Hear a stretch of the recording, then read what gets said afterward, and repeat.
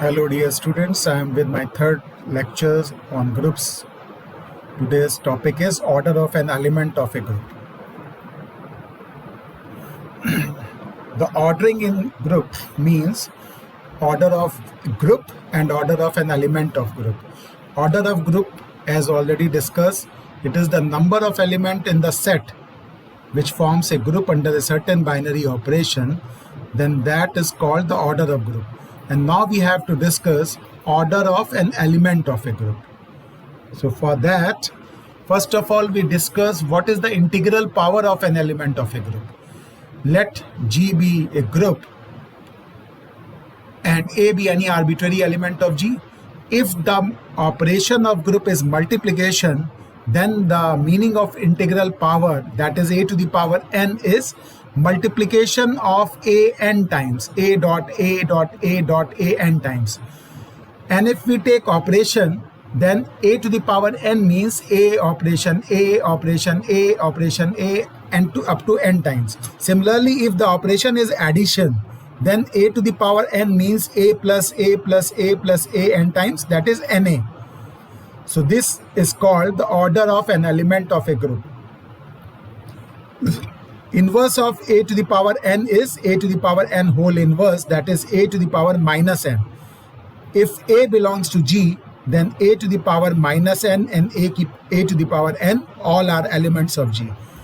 And also I have written the multiplication properties of elements. A to the power m into a to the power n is equal to a to the power m plus n, and a to the power m whole to the power n is equal to a to the power mn. Now I am going to define the order of an element of a group. Let G be a group under multiplication and A be any arbitrary element of G, then order of A means the least positive integer n such that a to the power n is equal to e, where e is the identity element of group. N is least positive integer, that is no positive integer less than n can be such that a to the power that element can be equal to identity. So n is the least positive integer. If there exists no such integer for an element of a group, then the order of that element of group is called infinite or zero order. Otherwise, the order of that A element is called n. We can clearly discuss this by an example. I have discussed two finite groups, one omega square, which is multiplicative group, and here we check the order of each element of the group. First of all, we check the order of 1. So 1 to the power 1 is 1, that is order of 1 is equal to 1. One thing is to be remembered that 1 is the identity element, and in groups the order of every identity element is 1. Now we check the order of omega. Omega, we know the least positive integer is 3, such that omega cube is equal to 1. So that implies what? Order of omega will be 3. Similarly, if we see omega square, then omega square to the omega power square to the power 2 is omega to the power 4. If we take omega to the power 3, then it comes 1. So order of omega square is equal to 3. So we have all the three elements have order 1, 3 and 3. Similarly, the second very important multiplicative group is 1 minus 1, I minus I. Now we have to check the order of each element. 1 is identity element, so 1 to the power 1 is equal to 1, so order of 1 is equal to 1. Now minus 1 to the power 2 is equal to plus 1, least positive integer is 2, so order of minus 1 is 2. And in I to the power 4 is 1, you know it. So order of I is equal to, because I square is equal to minus 1, I is under root of minus 1, imaginary unit.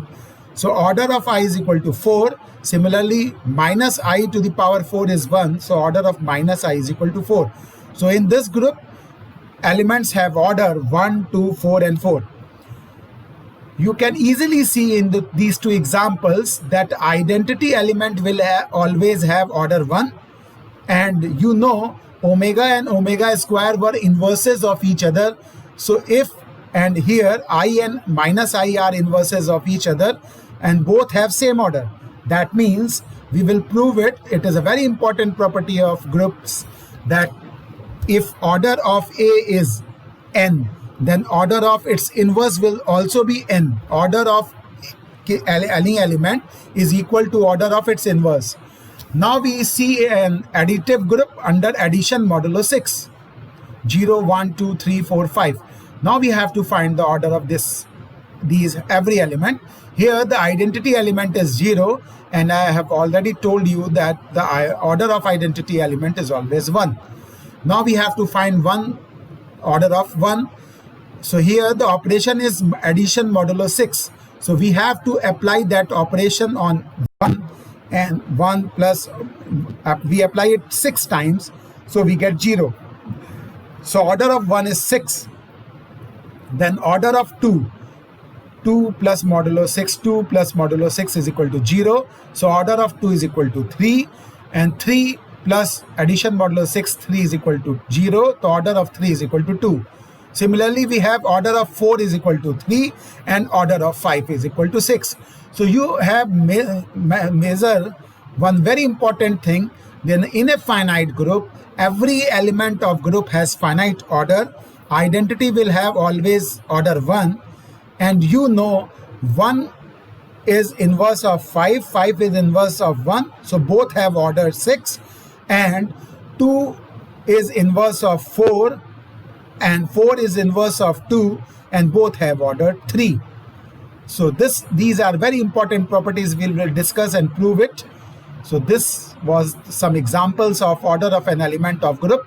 You have to know the order of any element of a group is the least positive integer such that the integral power of A will be equal to identity. That element will be equal to identity. Now we have some of the important questions. First of which is, if in a group A square equal to A for all A belonging to G, then A equal to E. That is, A square is equal to A. So this implies A dot A is equal to A, and you can write A as A into E because E is the identity element, multiplicative group, and now we can apply left cancellation law to get this. Now we are going to prove the first very important theorem, which says that order of every element of a group is finite, and that is less than or equal to the order of the group. That means if group is finite, then each element will be finite, and the order of every element will be less than or equal to the order of group. So for this, we suppose G be a finite group with respect to multiplication, that is, it is a multiplicative group, and A be any arbitrary element of G. So all the integral powers of A, that is A square, A cube, A to the power 4, A to the power 5, and so on, all are elements of G by closure law. Because of the closure law, all the integral powers of A will be elements of A. Since G is finite, so these all, we have infinite integral powers of A, but all these integral powers cannot be distinct. Otherwise, the order of G will be infinite. But it is given that order of G is finite, so all these integral powers cannot be distinct. There must be a repetition of these integral powers. So we have, let us suppose A to the power R is equal to A to the power S, where R is greater than S, and these two integral powers are equal. So A to the power S belongs to G, and G is a group, so its inverse A to the power minus S will also be in G. So now we operate both sides of this A to the power R is equal to A to the power S by A to the power minus S, and you will get A to the power R minus S is equal to E. E is identity element. Since R is greater than S, so R minus S is positive. Let us assume R minus S is equal to M. So A to the power M is equal to E. So we have an integer, there exists an positive integer M such that A to the power M is equal to E. We know, so we can have some positive integers such that A to the power that positive integer is equal to E. So many integers we can find, and we know in the set of all positive integers, there must be a least positive integer. Let us assume that this M is the least positive integer. such that a to the power m is equal to such. So let us assume that n is that least positive integer such that a to the power n is equal to e. So by the definition of order of an element, order of a is equal to n and is finite. So we have shown that every element of G, since G A is arbitrary, so all the elements of G will have this property. So we can easily say that every element of G is of finite order. The first part of theorem is proved. Now remains to show that the order of A, that means order of every element of group, is less than or equal to the order of group. So we have to show order of A is less than equal to order of G. So let us suppose that order of A is greater than order of G. So A belongs to G.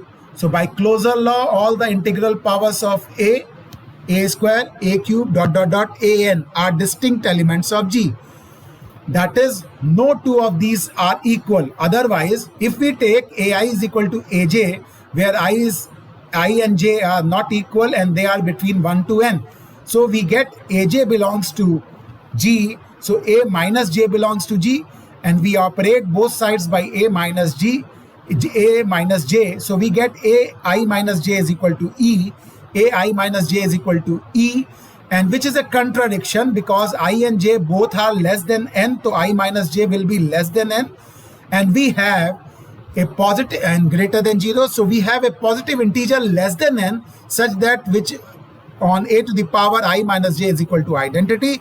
This is contradiction to the definition of order of an element. Since n is the order of element, so n is the least positive integer. So no number less than n can be an order of the group. So this is not possible. So all the integral powers a square, a cube, an are distinct. So these are n elements. A to the power n is equal to e are distinct elements of G. But order of A, we have assumed that greater than order of G. So n is greater than order of G. It is a contradiction. So n cannot be greater than order of G. The only possibility left is what? N must be less than equal to order of G. And n is what? Order of A. So order of element is less than equal to order of G. That is the theorem. Now we move to the second theorem, which I have discussed in the previous examples. Ki in a group, order of A is equal to order of A inverse. Elements order and its inverse orders are equal. We have taken that, we have see that in the previous examples, and now we are going to show that if possible, let G be a multiplicative group and A be any arbitrary element of G. So by inverse property, A inverse will also be an element of G. We have to show order of A is equal to order of A inverse. If possible, let order of A is equal to n and order of A inverse is equal to m. So order of A is equal to n implies A to the power n equal to E, where E is the identity element and n is the least positive integer. So now we have A to the power n to the power m is equal to e to the power m, or a to the power n to the power m, you can write a to the power m to the power e is equal to e. So a to the power m is an element of G. So we have, in this case, we have taken my inverse on both sides, so n is greater than equal to m. So now order of A inverse is equal to m. This implies A to the power minus 1 to the power m is equal to e, and we can write it A to the power m to the power minus 1 equal to e, and we can write A to the power minus m to the power minus 1 e to the power minus 1, and this minus minus plus, so A to the power m equal to e, and n is the order, so m will be greater than equal to n. In previous equation 1, we have shown that n is greater than equal to m. So by combining these two, m equal to n, that is order of A is equal to order of A inverse. So now we have the third theorem, which says that order of any integral power of an element of A cannot exceed order of A. That is, if A is any element and A to the power P is any integral power of A, then order of A will be greater than equal to order of A to the power P.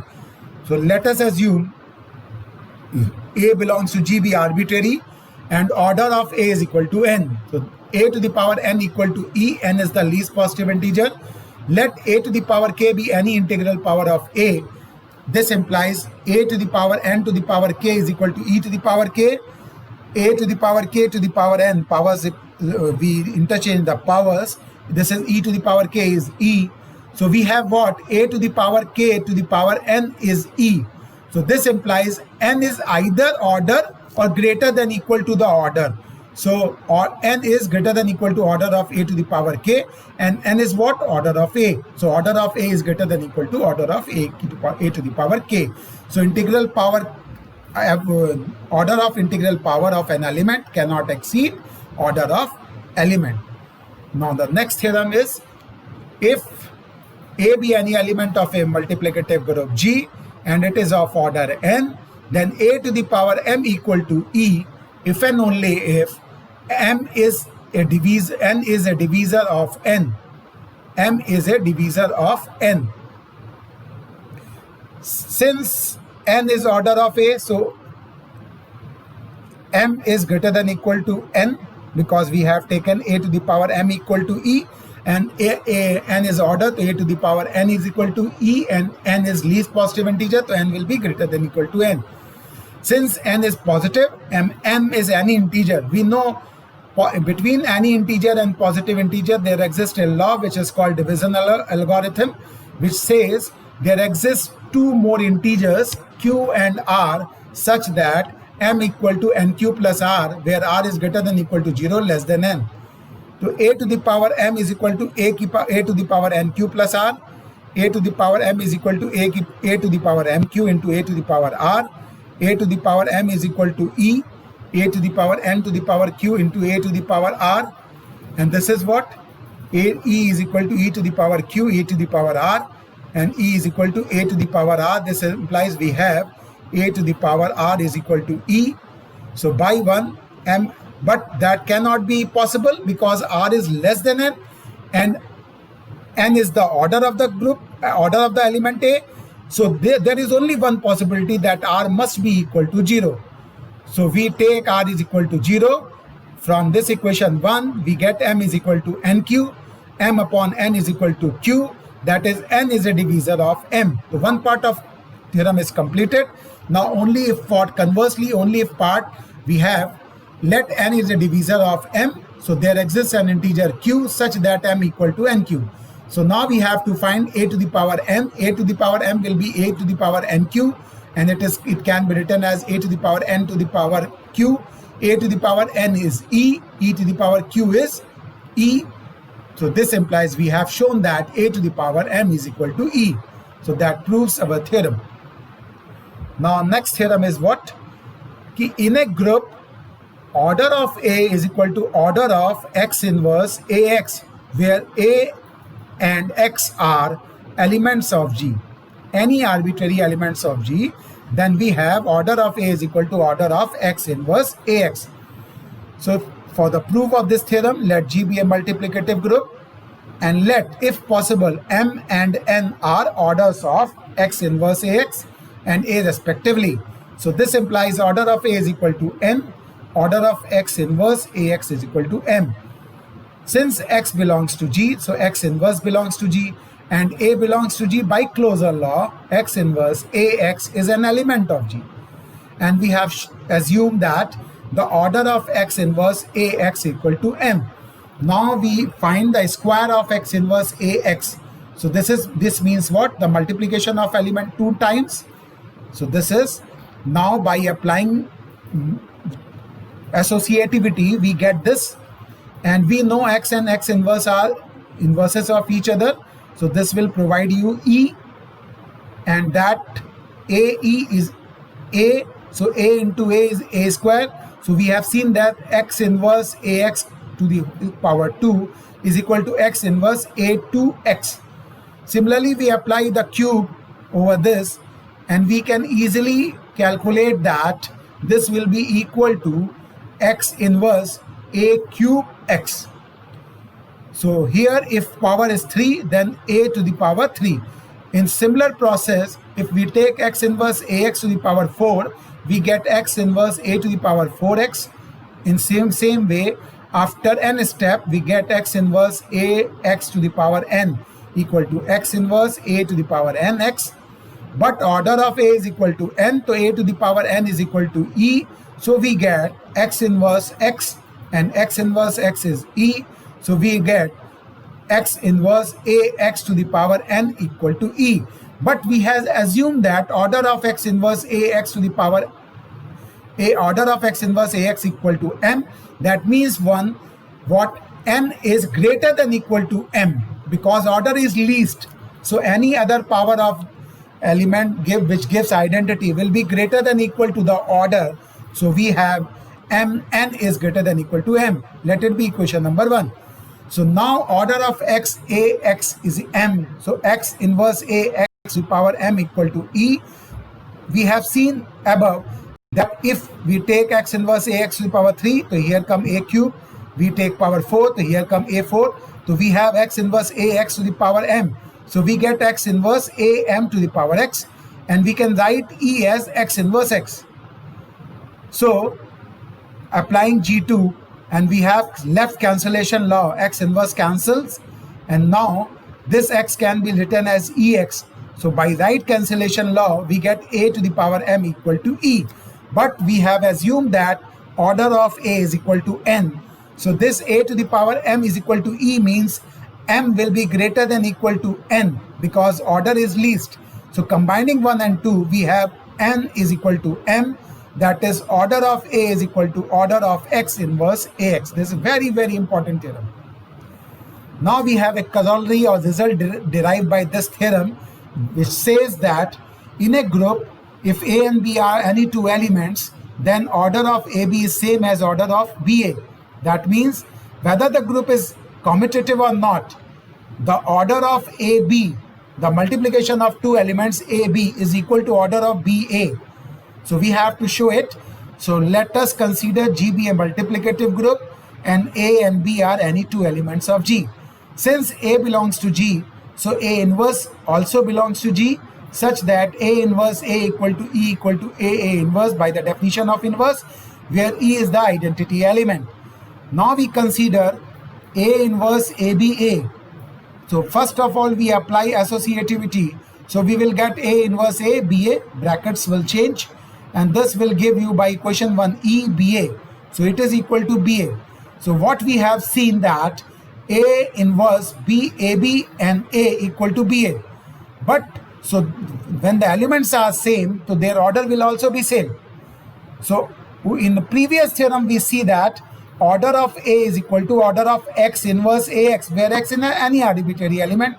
So by the same application, order of A inverse AB A will be equal to order of AB. So by that we can have order of AB is equal to order of BA. Very easy to show. Now the next theorem is what? If A is any element of order n and P is any element prime to n, you know the prime numbers.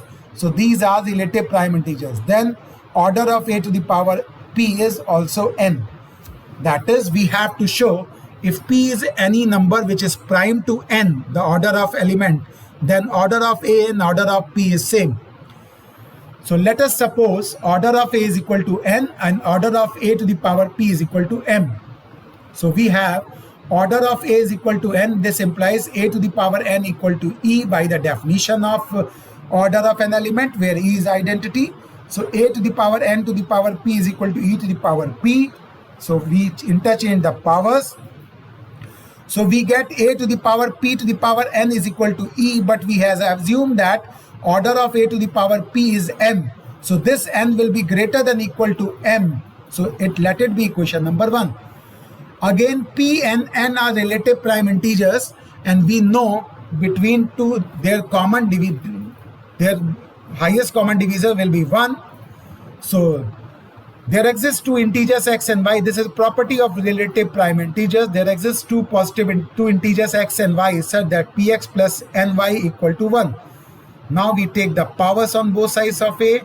We use the property of multiplication, and again A to the power n is equal to E, E to the power y is equal to E. We have A to the power P to the power x equal to A to the power P to the power x equal to A. But a to the power p to the power m is equal to identity. So a to the power p to the power xm equal to a to the power e to the power m x, and that is e to the power x, and that is equal to e. So a to the power p to the power m to the power x equal to a to the power m. This is will be equal to e. So e to the power x equal to a to the power m. A to the power m will be e. But we have assumed that order of a is equal to n. So this m will be greater than equal to order. So this will be equal to greater than equal to n. So by combining these two equations, we will get n equal to m. That is, order of a is equal to order of a to the power p, where p is relative prime integer to a. So there are some more examples. Prove that if for any element a in group G, a square equal to a, then that group is abelian group. It is very easy to say. Secondly, you can say that if order of a group is order of every element of a group is 2, then that group is abelian. So let us consider a group G in which each element other than identity element is of order 2. So let A be any arbitrary element of G. So a to a square will be equal to E. Let A and B be any two elements of G. So AB belongs to G by closure law. And since each element of group other than has order 2 other than identity, then AB square equal to E. So we can write AB into AB is equal to E. So that means what? We have multiplied two elements and get identity. This is the property of inverse. So inverse of AB is equal to inverse of A. AB is inverse of AB. That means AB inverse is equal to AB. By using reversal law, B inverse A inverse equal to AB. Since B square equal to A, to B dot B is equal to E, to B inverse equal to B. So this implies what? In this group, each element is its own inverse. So B inverse equal to B and A inverse equal to A. So BA is equal to AB. That means what? G is abelian. So we have shown that if in a group all the elements other than the identity element have order 2, then that group is abelian. Or otherwise you can say if in a group each element is its own inverse, then that group is abelian. So now we have some more problems. You can easily take this. If in a group AB square is equal to A square B square, then G is abelian. I have shown that. You can go through this example. And once again, this is very important example. If BA is A to the power m and B to the power n for all AB belonging to G, then we have